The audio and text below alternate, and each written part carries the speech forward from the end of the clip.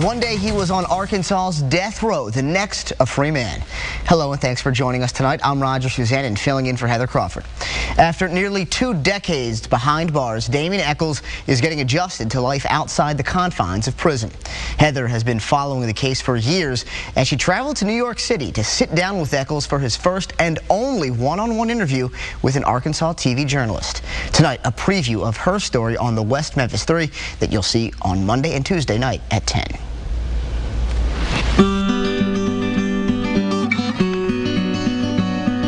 It's the first time in Arkansas history that an inmate has left death row one day and walked free the next.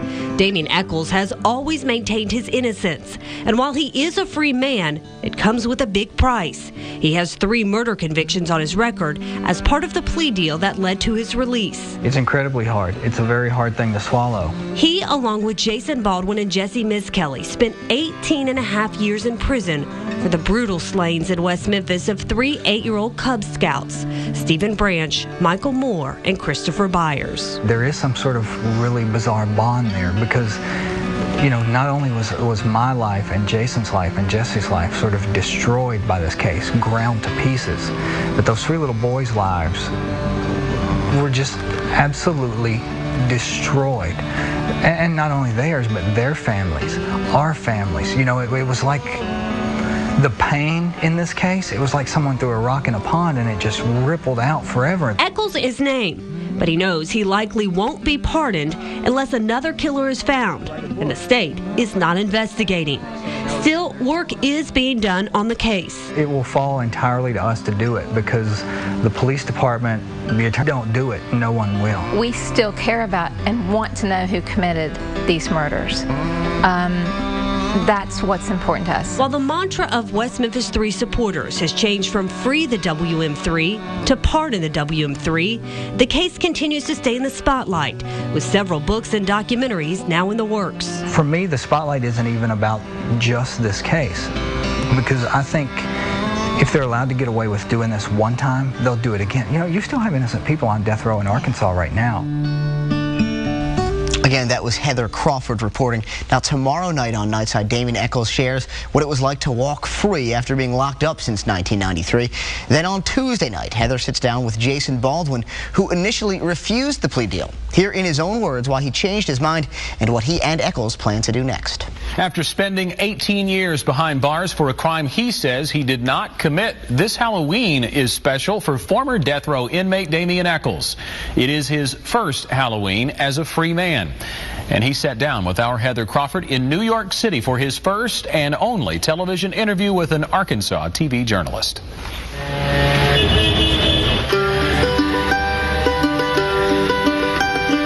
For half of his life, Damien Echols wasn't able to do this. Such is the way of the world, we can never know. He wasn't able to walk down the street. For more than a decade, he was forced to live in solitary confinement on Arkansas's death row in a cell so small, he says he could only take a few steps. For 18.5 years, I hadn't taken a step without chains on my feet. So I was basically learning to walk again. The first day I was out, I kept almost falling because I wasn't used to even being able to walk freely. Echols was sent to death row after being convicted of the brutal murders of 3 8-year-old Cub Scouts, Stephen Branch, Michael Moore, and Christopher Byers. Crimes he has always said he did not commit. If I sat around and thought about it a lot, thought about everything that had been done to us, you know, the cover-up, the way they tried to fight so hard to, you know, keep the DNA from coming out.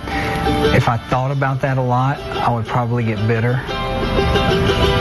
But, you know, it's like we're venturing into an entire new world, and I don't want to carry that stuff with me whenever I go forward. Echols never gave up hope that he would be released, but after fighting for so many years for his freedom, the deal that led to his release in August happened in just a matter of days. He agreed to plead guilty to 3 counts of first-degree murder while maintaining his innocence. It's known as an Alford plea. It's incredibly hard. It's a very hard thing to swallow. But at the same time, we can still keep fighting like we've been talking about out here, where I can get decent medical care, where I can get decent nutrition, where I can have sunlight, where I'm not in threat of losing my life on a daily basis. Echols is the only person to have ever gone from Arkansas's death row one day to a free man the next. Following a short hearing in Jonesboro where the judge accepted the plea deal, he, along with Jason Baldwin and Jesse Miskelly, known as the West Memphis 3, walked out of the Craighead County Courthouse free men. A huge crowd, mostly of supporters, lined the streets. It was almost like the mirror reverse of whenever we were arrested. You know, people back then were lined up like that, but they were condemning us, calling us names, damning us. This was the exact opposite. You know, these people were cheering and they were happy and just celebrating the fact that we were finally getting out. So it was like everything came completely full circle.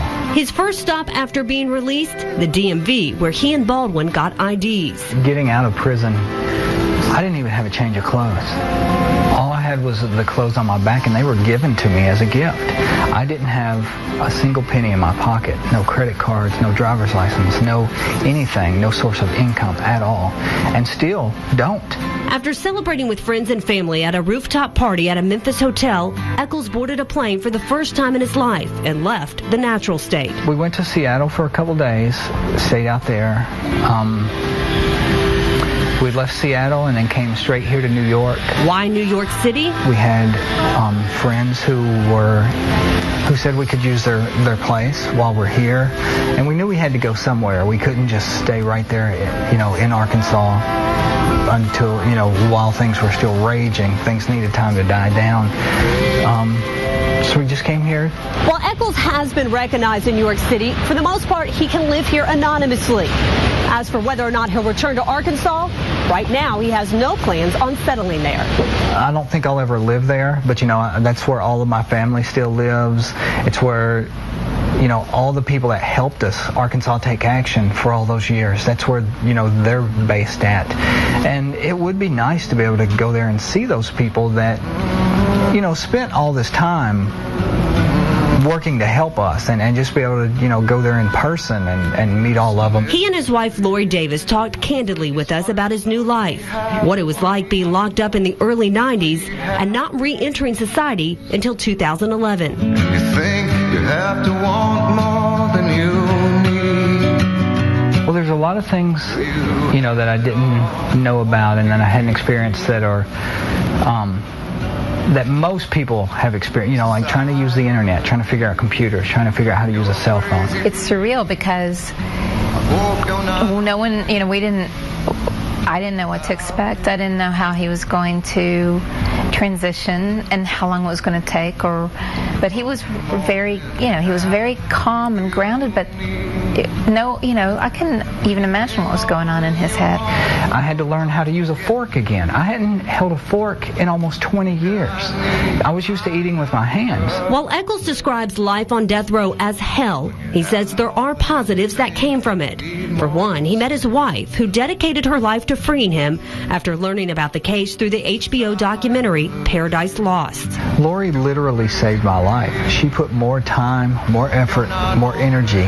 You know, there were times when she had to take out loans just to pay for legal fees. I would not be sitting here right now. I would be 6 feet underground dead, if not for Lori. Echols, a high school dropout, also came out of prison more educated. At the time, I don't think I really even thought of it as educating myself. I thought of it as trying to stay alive.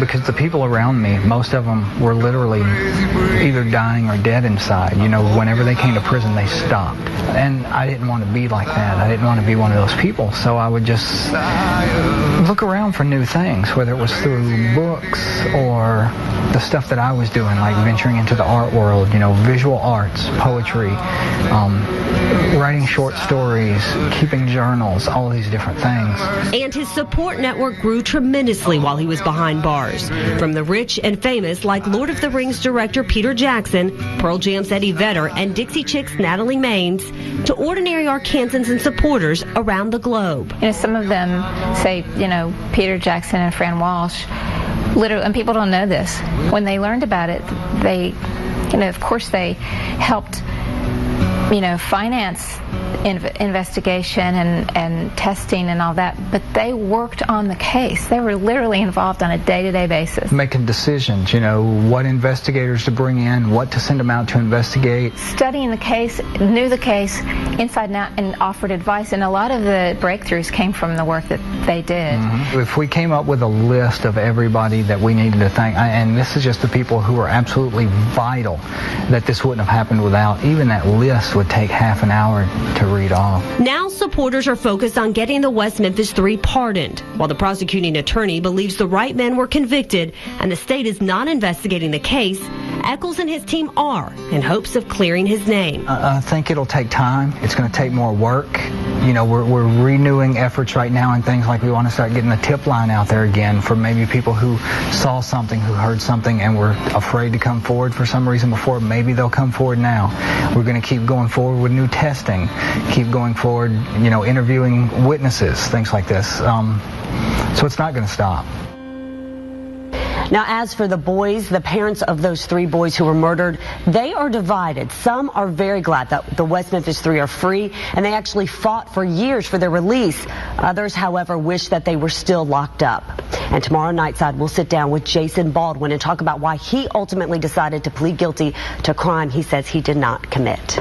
Well, Heather, obviously, we hear a little bit about his interest, Damien Echols' interest. They are going to have to, at some point, earn a living. We know they have gotten plenty of financial help up to this point. But what about their story? Do they have plans to profit from their story? Right. A lot of people have asked me that question in covering this, and it was something that I wanted to know. And I asked both Damien and Jason about that. There is a Son of Sam Laws on the book, but it's very interesting their answer to that. And tomorrow night at 10 o'clock on Nightside, you can hear Jason Baldwin's answer as to whether he thinks he can and whether he plans to profit from the story of what has happened to him and the crime. All right. Heather, thanks for your report. Well, they were convicted of one of the most notorious crimes in Arkansas history.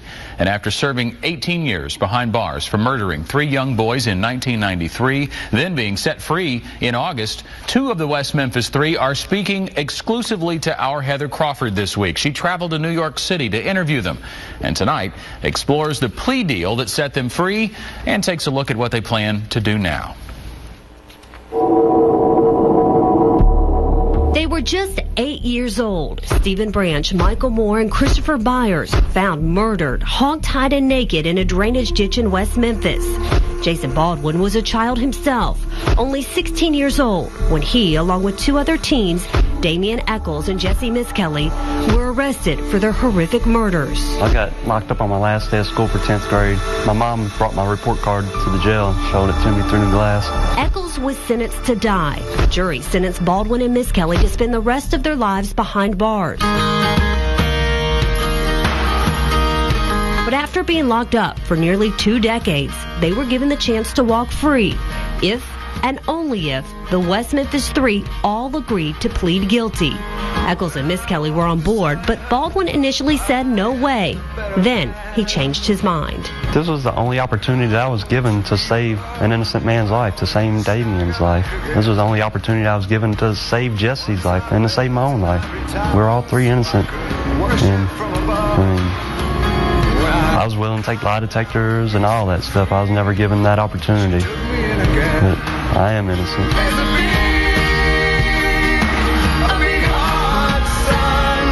Accepting the deal meant Baldwin would be free, but carry with him the weight of being a convicted child murderer. His release was bittersweet. Yeah, it was hard. If they had set it up to where we could have accepted it individually instead of just all together, I would have declined it. Because why? Because, you know, it's not right. The deal should have been that the state, with all the looking at the evidence, unbiased, the alibi evidence, the postmortem evidence, the DNA evidence, everything all together, the state would have concluded, you know, that we did not commit this crime and would have let us go. I'd have gave my word not to sue the state. You know, they just reinstated all of our rights as citizens of the United States of America. That was the right deal. While the West Memphis 3 are free to travel, the release comes with stipulations. For the next 10 years, I cannot communicate with anyone who's been in prison except for Jason. We had to agree not to sue the state. If you're convicted of a felony within the next 10 years, they can take you back to Arkansas and re-sentence you, like add more time to the sentence. As to whether or not they can profit from their story, I've heard two different schools of thought on that. One being, of course, you've heard of the Son of Sam law, which says you can't profit off a crime. But Damien, Jesse, and I didn't commit a crime. You know, what we've experienced is our life and it's our story, so we should be able to profit from it. And Blue Rider Press recently announced Echols is writing a memoir to be released next fall, which will include his account of the trial, time spent on death row, and his prison diaries. The way I want to survive and the way I want to make a living is by doing some of the same things I was when I was in prison, writing. You know, that's one of the things that I really love doing and always have, and I want to continue to do that out here. So I'm working on some projects in that area right now. Definitely something in the art world. I want to keep going in that direction. As for Baldwin, he has aspirations of going to law school and becoming a law professor. Experiencing what I've experienced, I know it happens to people, you know, innocent people go to prison, and I want to be able to help change that or help people, you know, that go to prison. But most importantly, I want to make it to where the innocent people don't have to go to prison. You know, work towards changing different laws and different ways court systems and judicial system do things. Baldwin got his GED while in prison and took college classes. While he plans to graduate, for the time being, he is doing construction work out of state to pay the bills. With the conviction, I don't think I can become an attorney. So the things I had planned for when I got exonerated, I had kind of set them on the back burner and work on becoming exonerated first, but at the same time I have to do something until then. And despite being separated for close to 20 years, Echols and Baldwin, who were best friends when they were arrested, have picked up right where they left off. It's hard to describe these things to the average person because they don't have any concept of what it's like. And he does. He knows because he went through some of the same stuff I did. So there's we don't have to try to explain, you know, things like that. It's just automatically known, and that's sort of comforting. When I see him, I know exactly what he's been through, the pain and the hurt, and, you know, the people initially, you know, not believing, you know, his story and what he said is true and everything. So I understand, you know, what that means to not be able to be with the ones you care about, to be free and stuff. So. And he, like Echols, says despite the hell he went through, some good did come out of it. I met a lot of wonderful people, and a lot of people, you know, prayed for me and believed in me and prayed for the day I was released. And that last week, I seen so many different guards and people who worked there like literally cry for me, you know, that I was getting out, and it was great. I'll never forget it. While they hope to be pardoned and continue to fight to clear their names, Echols and Baldwin share another thing in common, their attitude. Do you carry a lot of hatred, a lot of resentment with you after spending 18 and a half years in prison for a crime you say you didn't commit? No, I have no hatred or resentment or anything. You know, life is meant to be lived. You know, you move forward. Things that bad happen in your life, you got to forgive and move on. You can't forget, but you got to forgive and make peace and then move on and make the most of it. All the while remembering those 3 innocent lives that were tragically cut short. Now, do I hope that with the investigation and through the DNA and everything that we can actually identify who did the murder? Definitely, because justice needs to be done. Those boys deserve to have their murderer found, but at the same time, Damien, Jesse, and I do not deserve to have this over our heads. Damien Echols and his wife are now in New Zealand, where they plan to stay until around Christmas time. And I asked him about his now 18-year-old son, who was born during the trial. He told me he hasn't seen him since his release, but he hopes to in the near future. Meantime, Jason Baldwin is living on the West Coast. As for Jesse Miss Kelly, who declined our request to be interviewed, he is working on getting his GED. And while they all fight to clear their names, the state stands behind the convictions. Heather Crawford, Channel 7 News.